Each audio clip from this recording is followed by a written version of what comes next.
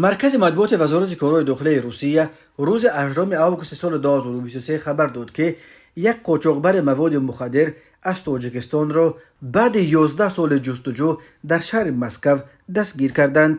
بنا به اطلاع نشر شده، شهروند تاجیکستان کامران سفرعلیف در پایتخت روسیه از جانب کارمندان دفتر ملی اینترپل یک جایه با کارمندان شعبه اینترپل و اداره جستجوی جنایی شهر مسکو دستگیر شده است. درباره کی، چگونه و در کجای مسکو دستگیر شدن سفرعلیف یگان تفصیلات دیگر داده نشده است.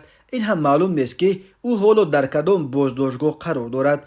تنها گفته می شود که در حال حاضر مسئله استرداد او به کشور تشبسکار جستجو یعنی به تاجیکستان در دست بررسی قرار دارد. مقامات روسیه معمولا آنهایی را که در چنین جنایت‌ها دست دارند خیلی زود و بدون مشکل می سپارند. خود کامران سفرعلی و یا نزدیکانش برای شرح مستقیم قضیه دسترس نیستند، ولی وزارت کارهای داخلی روسیه گفت او در وطنش تاجیکستان به قاچاق مقدار مخصوصا بزرگ مواد مخدر عیبدار می شود و به همین دلیل تحت جستجوی بین المللی قرار گرفته بود.